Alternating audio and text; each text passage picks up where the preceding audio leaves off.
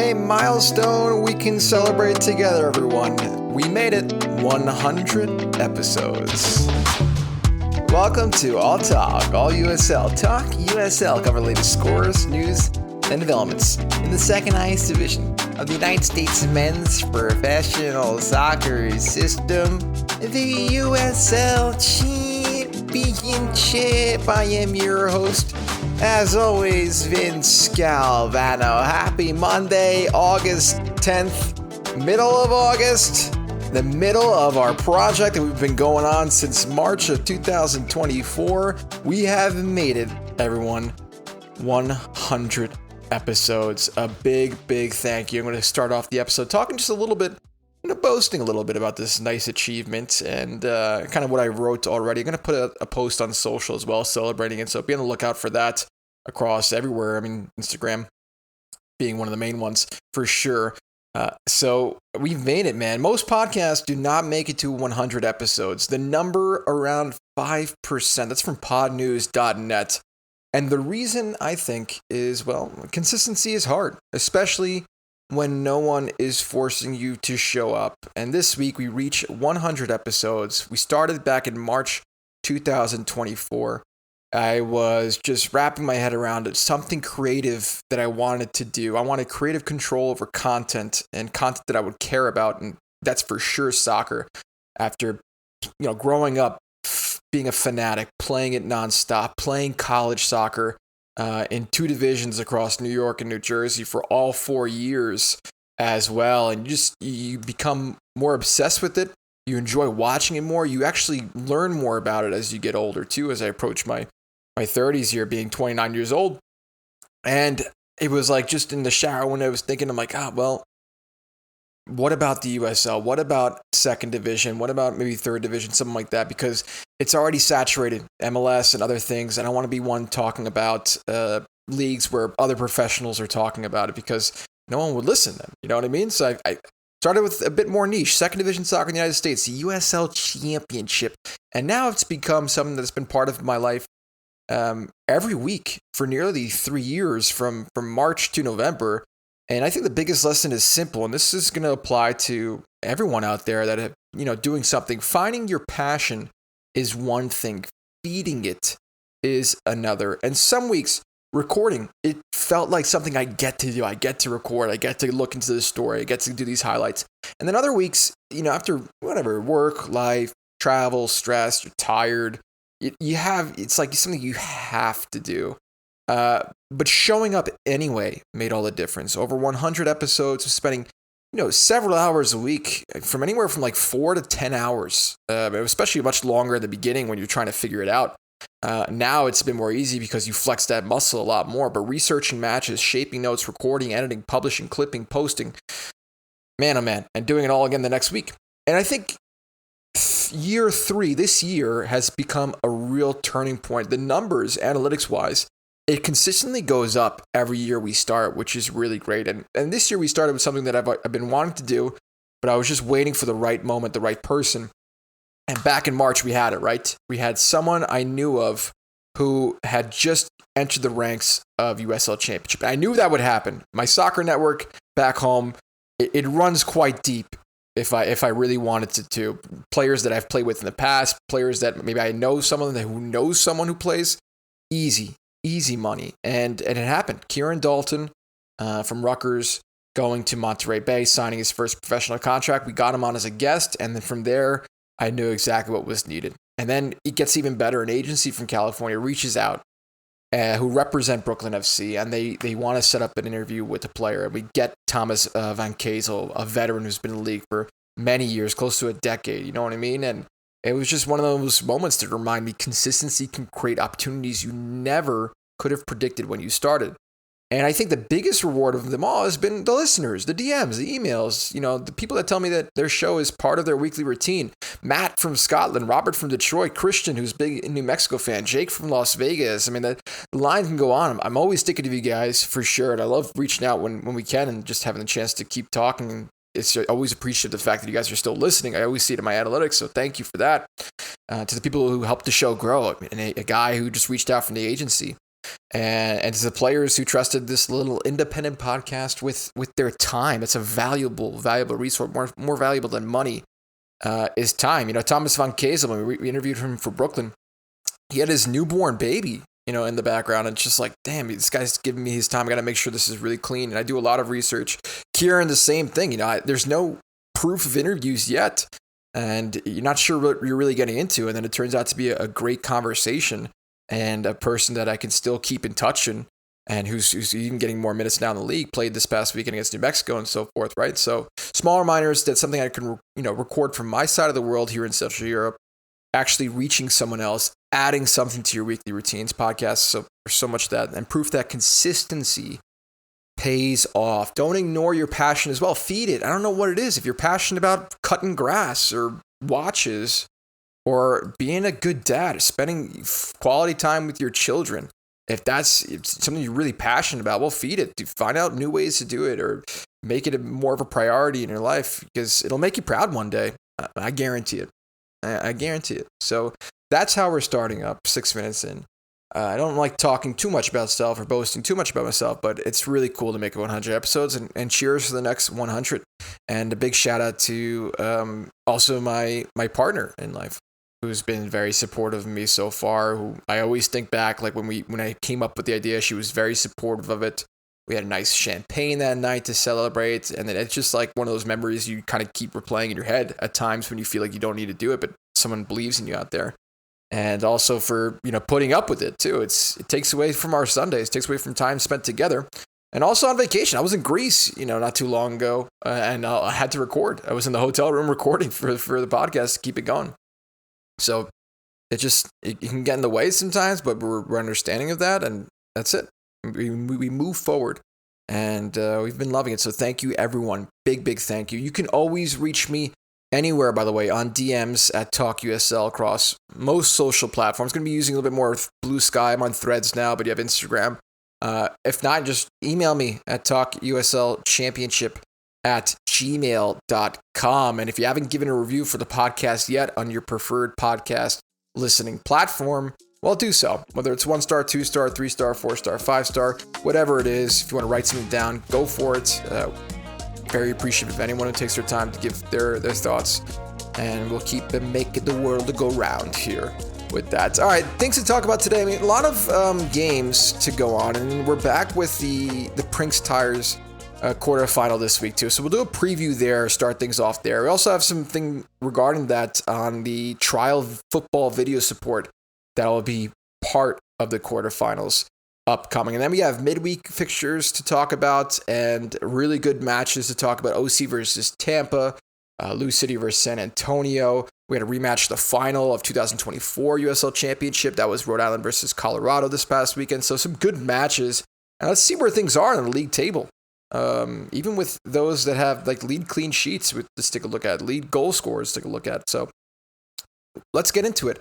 Starting first, just really quick with the preview of the quarterfinals this week, because August is here and playoff race is starting to take shape, obviously. And then you have something else on the table, the Prinx Tires USL Cup quarterfinals. All teams in Division 2 of the Men's Pyramid Ski Championship in League 1, USL League 1, taking place in this. The group stage gave us chaos. And now, we have 4 games, 8 teams, 2 League 1 clubs still alive, a defending Cup champion in Hartford, some heavyweights, and one clear question: who's ready to win the first silverware of the USL season? Let's start with the defending Cup champion taking on one of the League 1 sides, though, this Charlotte Independence against Hartford. It's interesting.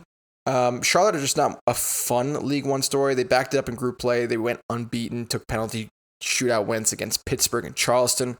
Goalkeeper Matt Levy led the group stage with 17 saves. And Hartford cannot treat this like a lower division matchups. Hartford, the defending USL Cup champions, they've still never lost in the competition. They finished top of Group 5 after 3 straight wins, and they'll be looking to stretch that unbeaten cup run to 12 matches. So can that edge hold up, or does Charleston turn this into a real statement of a win from a League 1 side? So that's going to be a great game. And then we got a heavyweight game, Tampa Bay Rowdies against Louisville City. I don't need to say anything else. That game sells itself, really. Tampa Bay just saw Louisville in the league. They took all 3 points. Now they meet again at El Lang. in Tampa. Cup semifinal spot on the line. Both teams can score. MD Myers, right, he led the group stage with 3 Cup goals. You have Russell Cicerone, who's in form. Carson Henderlong. But Louisville can match that. Mukwele Akale has been great. Jansen Wilson scored 5 goals in group play. So it feels like a main event. And especially, I think this is a very important game for Louisville City because, we've dropped a bit since Danny Cruz has left to go to Minnesota. Now Simon Bird's in charge. Tampa has our number in the league. They got our number on the table. What if we can come into this one and actually just beat Tampa, get some pride on the line, and just take them out. Take them out and get into the semifinal, get some silverware under our belt. We've done the Players' Shield in the past. What about winning a tournament now? What about that? San Antonio against Miami FC. Great to see Miami in this one too, but also San Antonio. Jorge Hernandez, one of the best players in the league, so pivotal to that team. He leads the championship in chances created. He's one of the top scorers, and he's the kind of player that can, turn a harmless-looking touch into a shot, a pass, or a problem. Christian Pirano, add him to that list too, because man, he's also what a goal he had this past weekend. Miami's dangerous though. Miami have international experience. Eloy Room back in the picture after his heroics with Curacao. He's already shut out San Antonio back in league play. If you look back in April, you have Jurgen Locadia, also part of the mix, who's doing well in form. That's a great one. That's a great one. They reached the quarterfinals of the wild card after a 5-goal final group match, and they've got history on their side in this fixture. Miami have never lost away at San Antonio, and they've only lost once in the overall series. So that is something that's going to be it's like pick your poison in a good way, That's just it. And then the other game, we got the Switchbacks, Colorado Springs taking on Spokane Velocity. So this is a second League One versus championship match, intra-league match over here. And Spokane are a real threat at home. They beat Oakland in group play, finished top of Group 1. They've shown they can survive tight games. They have a really good midfielder in Lewis Hill, who's been the steady piece, and leading the team in chances created. Spokane have quality. Colorado Springs, they are in strong form, except what had happened this past weekend in the rematch, so that's something to be worried about. But if you look at the group stage, 4 wins from 4, scored 10 goals, conceded once, and they've already shown they can handle knockout pressure this year. They also needed penalties to get past Spokane in the Open Cup, so there's already a bit of history here, which is very interesting. Adrian Perez was excellent in July, 3 goals and an assist. Corey Bennett is right in that Golden Boot conversation. So does Spokane protect the League One dream, or do the Switchbacks show why championship quality still travels? So that's the quarterfinal board. Charlotte, Hartford give us the cup holders against the fearless League One side. Tampa Bay, Louisville, that's a heavyweight clash. San Antonio, Miami gives us some star power. There's history on the line in that one. It's a tricky matchup. And Spokane, Colorado. Spokane has got just tremendous fans. They're going to be excited. They're going to be rowdy for this one. All 4 games Wednesday, August 12th, all on ESPN+. And this is where the USL Cup stops feeling like a side quest. There's a trophy path, there's pressure. And let's see what happens now. It's going to be 7 p.m. Eastern time, 4 Pacific for Charlotte taking on Hartford in Charlotte. And then you have also at the same time Tampa Bay taking on Louisville. So you have to choose between the two if you're watching these guys on Wednesday night. And then you get into San Antonio versus Miami, 8:30 p.m. Eastern, 5:30 Pacific. And then the other match, Spokane Velocity versus Colorado Springs Switchbacks, 9 p.m. Eastern, 6 Pacific there. Single elimination, higher listed home teams hosting, and so forth. And then the other thing that came to this is back in late July, the 30th of July to be exact, the USL announced that it will become one of the first professional competitions in the U.S. to implement football video support, not VAR, FVS, during the final stages of the 2026 Prinx Tires USL Cup, the league's interleague cup competition. The system is currently being evaluated by FIFA as a potential alternative to the video assistant referee system. And FVS, football video support, new technology designed to support referees in competitions with limited resources or smaller camera setups. So there you go. USL's use of that system is part of a larger trial being led by FIFA. Technology is designed to provide competitors with more accessible and cost-effective video review system. So that's something Brett Louis, president, competition, and administrator at the USL, had said, and quote, as the leagues continue to grow, we're always looking for ways to improve the match experience while supporting our officials. This trial will help us better understand whether the system could play a role in our competitions in the future, end quote. So USL will use FVS during the final 7 matches, beginning with the quarterfinals. The FVS system is used only in the event of a possible clear and obvious error or serious missed incidents involving, but not limited to, involving a goal, no goal, a penalty, no penalty, direct red cards, or a mistaken identity. And that's when the referee cautions or sends off the wrong player of the offending team. So it differs from, there's no video match officials, right?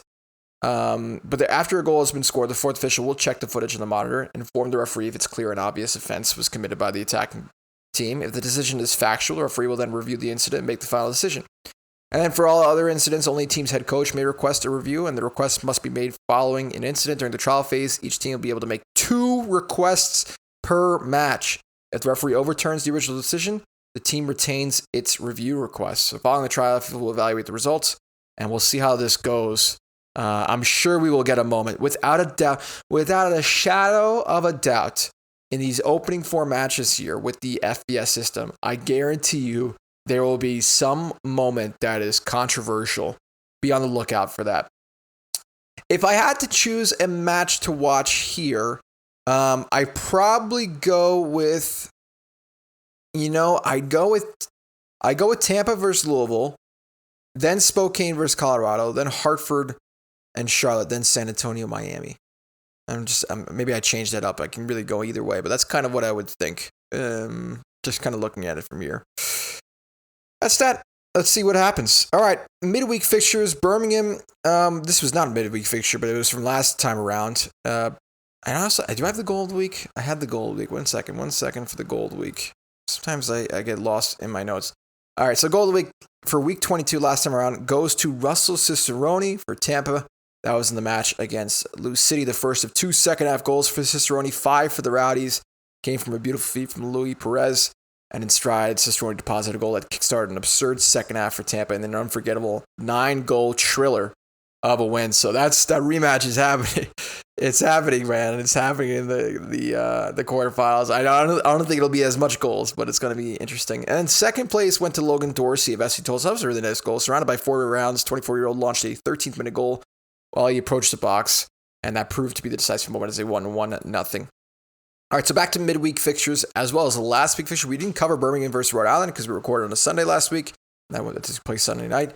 But it is Ronaldo Damas who got the goal and gave all 3 points to Birmingham. Took advantage of a defensive mistake late in the second half, getting on the end of a long ball, slotting into an empty net to make it 1-0. So that was big props to Birmingham there. And then we get into a little bit of what happened this past week. And one match was postponed, and that was the match between Birmingham and Brooklyn. Birmingham was supposed to be visiting Brooklyn, and on August 7th at 8:41 p.m., Brooklyn put out a press release, an alert match saying that essentially this has been postponed. It was scheduled for Saturday, August 8th. It has been postponed due to weather-related travel disruptions in the New York City area.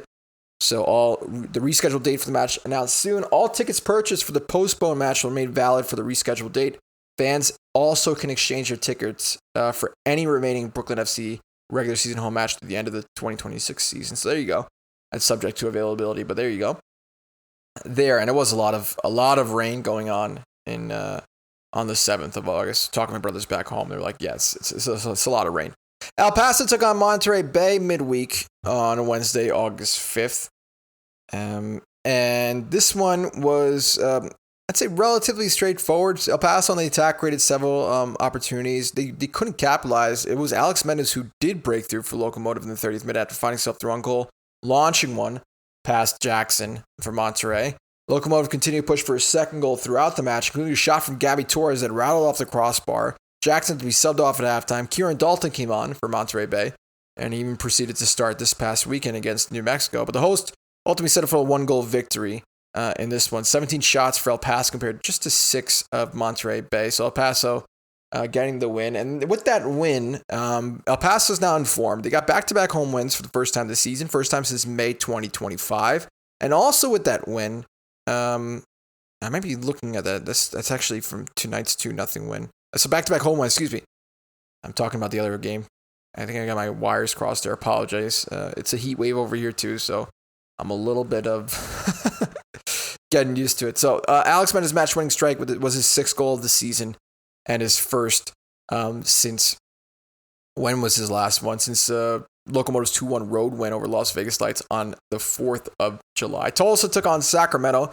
Tulsa gets some, doing pretty solid here. Simple 1-0 game here at One Oak Field. They forced Dan Jackelman into 3 saves inside the opening 10 minutes. That's actually through Sacramento. Lee Desmond, Tyler Wolf, and Blake Wiley all really trying to test, but Jackelman kept Tulsa level. And after that early burst, the match settled into a tight defensive battle between the last 2 years' top Western Conference side, and Tulsa found the only goal in the 66th minute when Stefan Lukic tipped a precise ball to who else but Jamie Weber, who brought it down, drove a low finish to the back of the net. Danny Villa kept Sacramento alive late with a shot stop on Medcar, and that it ended that way. Tulsa held on for that 1-0 win. They climbed to 3rd in the Western Conference. They extend the club record regular season shutout streak to now 390 minutes and ended Sacramento's 4-match league unbeaten run. Big part of that was Jamie Weber, who's been a player in form at the moment. If I just pull him up real quick, and you talk about players that are performing quite well, take a look at this. From July 19th and onward, July 19th, he had an assist against El Paso, nothing against Lexington. I think this was 25th of July. Then you look at the 2 matches here. Pittsburgh got the assist, and then against Sacramento gets the game-winning goal. So 2 assists and 1 goal. So 3 goal contributions in 4 games for him. A man on form, point blank. Las Vegas took on Oakland in Las Vegas at Cashman Field. 105-degree desert heat on short rest. The match took time to find any rhythm. Oakland nearly grabbed the lead in the 17th minute when Biaruhanga smashed a shot off the crossbar and bounced down onto the goal line, but never fully crossed. Kendall McIntosh came up big for Oakland in this one, several key stops, and this was a 0-0. And Las Vegas had the higher shot total, more efforts on target, but couldn't beat McIntosh. Oakland are happy the clean sheet matter after a rough 4-game league skid that had happened prior to that. But Kendall McIntosh, a big difference maker. And also in terms of, players that got the highest rating in a 0-0 draw, we always look at that. And that was Antonoglu, left back for Las Vegas Lights, and his performance there. So there you go. And I think also we should mention that Oakland Roots announced on Tuesday that they had signed Bruno Lapa from FC Tulsa. Lapa joins Oakland, having recorded 1 assist and 10 appearances in the championship for the Scissor Tails. Logged approximately 600 minutes for the club. 29-year-old has recorded 35 goals, 20 assists in the championship across 142 appearances in the regular season and playoffs in his career, twice earning all-league honors for Birmingham back in 2020 and Memphis back in 2024. Was a big player for that Memphis side back in 2024. Certainly remember him there. So there you have it. He's also now on the roster for Oakland. A big match to get into. I think one of the biggest this past weekend. Best in the West taking on the best in the East. And that was Tampa Bay Rowdies visiting Orange County Championship Soccer Stadium with the Players' Shield race in focus. A quiet opening stretch.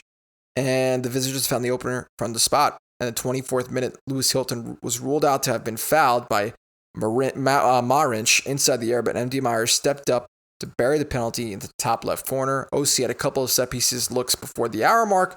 Tampa handled the danger, then hit him on the other end. 58th minute, Rowdy's counter turned into a scramble inside the OC box. Myers slipped the ball to Marco Micheletto, who finished into the top left corner for his 3rd goal in as many games. The Rowdies kept the match under control from there. Evan Conway nearly added a 3rd with 19 minutes left, forcing Alex Rondo into a good save, but Tampa eventually sealed it in the 90th minute. Conway played Hender Long through, and Hender Long rounded the keeper before finishing to an empty nest for his first USL Championship goal. Tampa Bay left Irvine, California with a 3-0 win, moving 7 points clear in the Players' Shield race with 11 games remaining.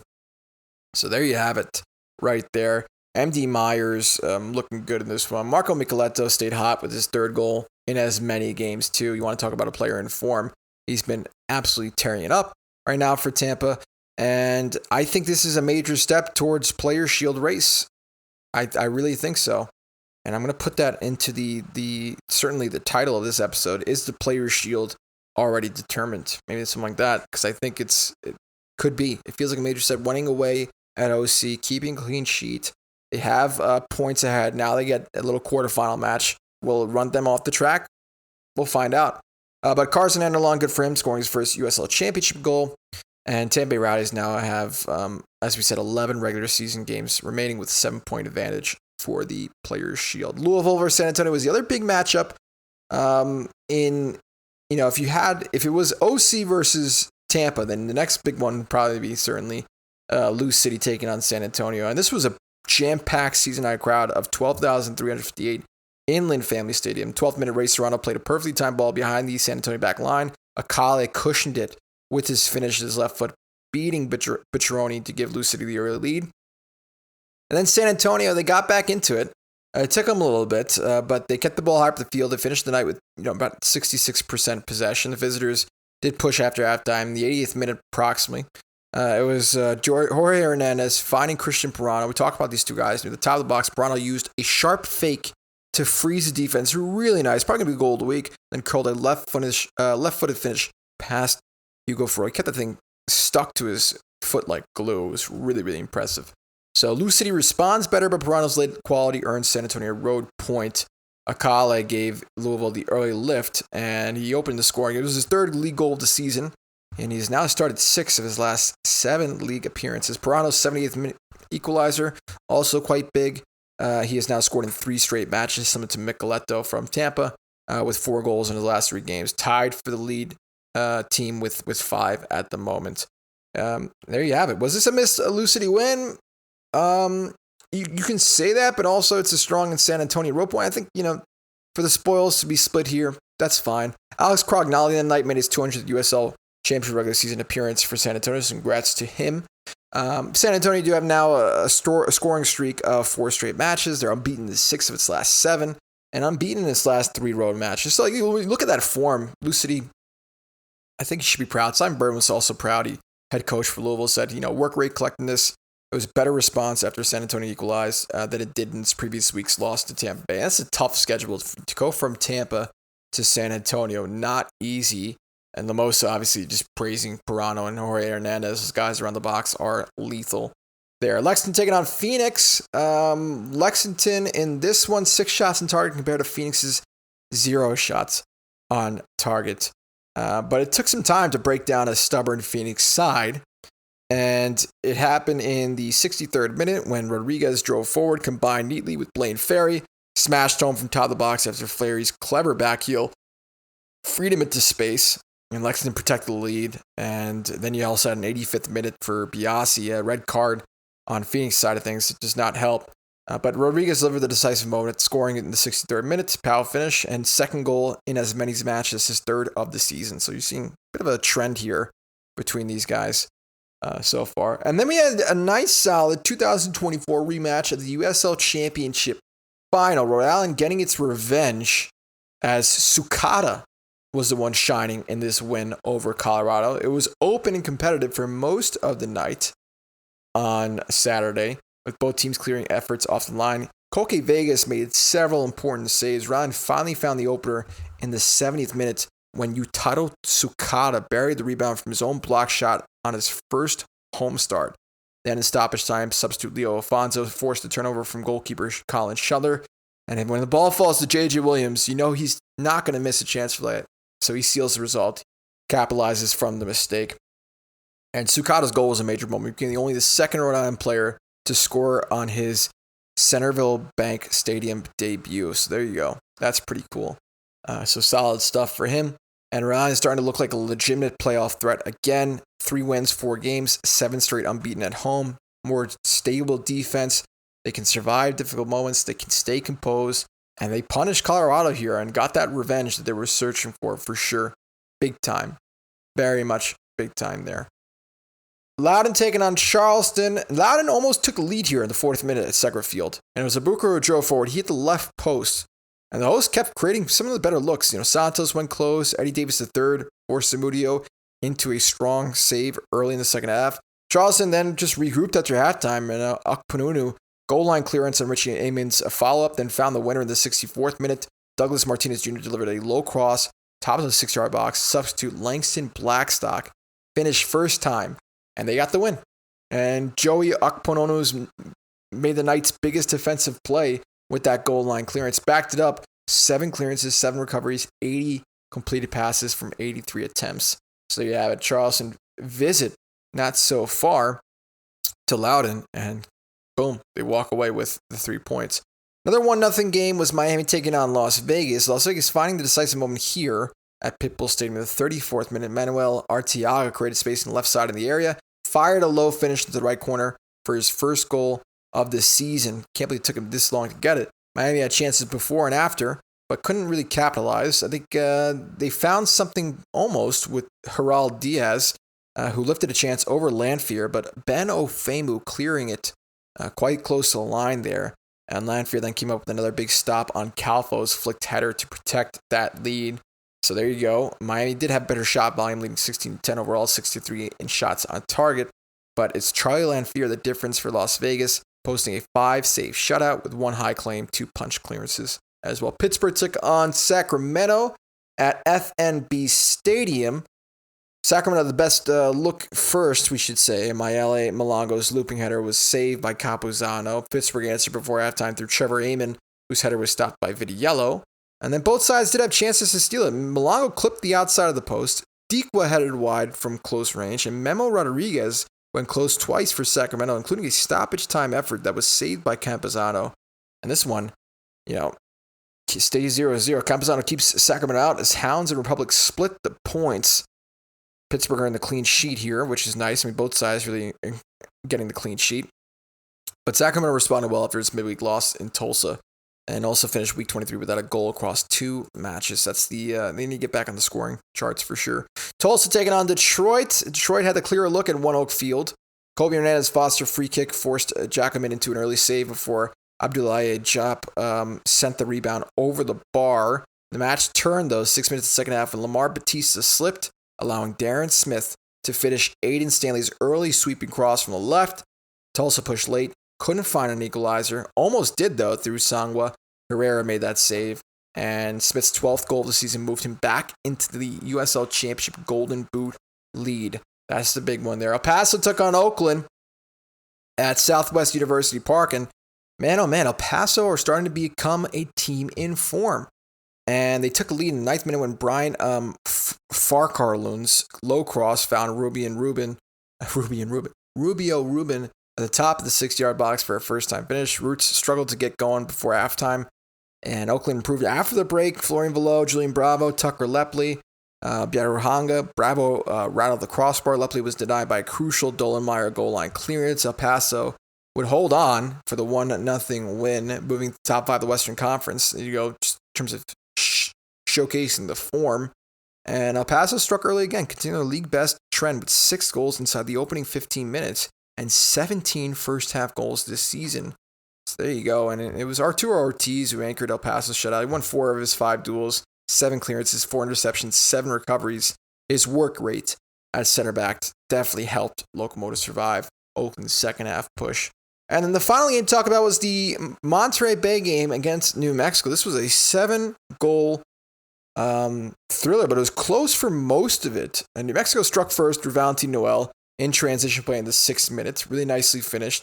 Monterey Bay then kind of took more control of the game as it progressed. Nakamura equalized in the 31st minute before Sebastian Lletget put the host ahead early in the second half. He's been hitting his stride as of late, Sebastian Lletget. Obviously, Monterey Bay not getting the victory over El Paso in the midweek, but he had a goal and assist, 2 contributions against Lexington in the loss against Lexington, now scoring here. So 3 goal contributions in 3 games, 2 goals being there. So there you go. I mean, that's really a positive side. But then the match completely flipped. Greg Hurst curled home the equalizer in the 74th minute because the ball couldn't get up the line. Alex Cavella was screaming afterwards the fact that it didn't escape their own half. They should have maybe cleared their lines. They didn't.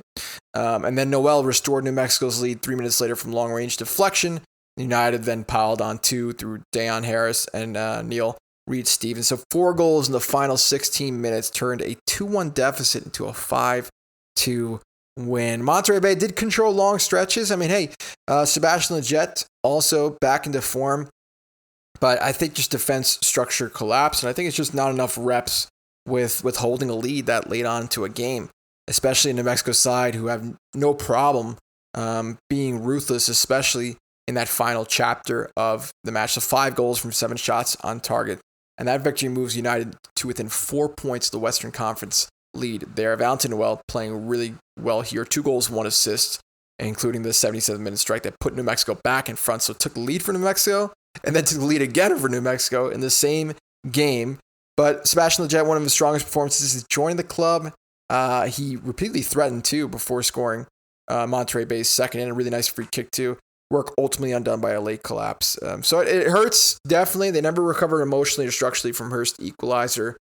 I think, Monterey Bay's collapse versus New Mexico's killer instinct, because a 5-2 scoreline really does not tell you how competitive this match is. It's a headline score that really wouldn't be part of that key part of the headline. Like, this game could have been something different. It could have been a 3-2 win for New Mexico. It could have been a 2-2 draw. It could have been a 2-1 win. Just unfortunately, that final chapter, New Mexico showed their quality. Indy taking on Hartford. Since we're recording on Sunday, just a bit of a preview here. They're neck and neck in the table at the moment. 16 points for Hartford, 20 points for Indy, as Hartford's trying to get into that top 8. But, obviously back in their mind is the fact that they have a game on Wednesday. So a really good opportunity for Indy 11 here to at least not lose. And plus, actually, since they're so good at home, their home form is some of the best. If you look at Indy 11, Indy 11's Eastern Conference home form, by the way, second best, only to Charleston Battery. They're tied with Detroit. So I think it'll be a tough match, probably more squad rotation for Hartford, but those points are pivotal, because you're only 1 point behind Indy 11 in the conference and you're trying to get into that playoff spot, but you have a quarterfinal match. Maybe Indy can take advantage. That's the big thing there. Eastern Conference, though, Tampa Bay Rowdies, do they have enough of a gap to win the Players' Shield? I'd say yes. I think we have enough proof of that. 7 points is huge. And I don't think I see them dropping more than that. They have so much quality on their team. They're going to be playoff Players' Shield winners. Have to be, right? They have to be, I think.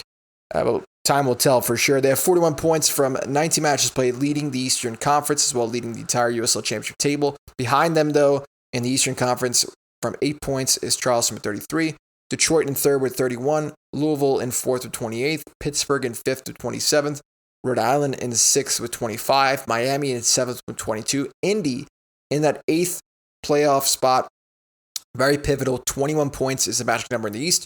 Then 1 point behind them is Hartford. Let's see what happens this Sunday, or this past Sunday, because I'm recording on a Monday here, just so you can take a look yourselves. And then 10th place, Loudoun with 18 points, Birmingham with 17 points, Brooklyn with 13 points, and Sporting Jacks at the bottom with 8 points as well. Indy 11, the least amount of games played in the USL Championship with 16. Orange, time of recording now, it's 17. But Orange County in the West, 34 points, so 2 points ahead of San Antonio, who are in second place with 32. New Mexico in third with 30. They also have 16 matches played, the least out of any team in the West. So that's pretty solid, and they've been in form like crazy. FC Tulsa in fourth with 29 points. El Paso and Lexington tied in fifth with 28 points. And then you go to Sacramento Republic in seventh, 27 points. Las Vegas in eighth with 26 points. That's the match number in the West, 26.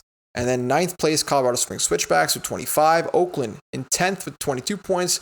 Phoenix in 11th, 22 points. And Monterey Bay at the bottom of the Western Conference with 15 points.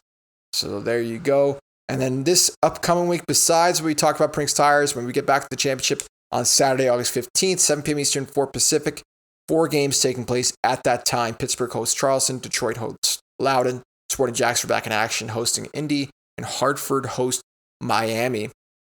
Then at 7:30 Eastern, 4:30 Pacific, Tampa hosts Rhode Island. 9 p.m. Eastern, 6 Pacific, San Antonio hosts El Paso. Same time, Colorado hosts Birmingham. 9:30 Eastern, 6:30 Pacific, New Mexico hosts FC Tulsa. Then we have 2 matches at 10 p.m. Eastern, 7 Pacific, Orange County hosts Louisville. That'll be a very, really good match right there. And then you also have Oakland hosting Monterey Bay. And then 10:30 Eastern, 7:30 Pacific, Brooklyn back in action visiting Las Vegas. And then you also have 11 p.m. Eastern, the last game on Saturday. It'll be Sacramento hosting Lexington. That's 11 p.m. Eastern, 7 Pacific there. And that's pretty much what we'll do it. As we're approaching the 40-minute mark for recording, And guys, and ladies, and anyone listening, we have reached 100 episodes. So cheers to 100 more. Don't forget to feed your passion. Thanks as always for supporting us. Really, really appreciate it. Have a great week, everyone. Stay cool.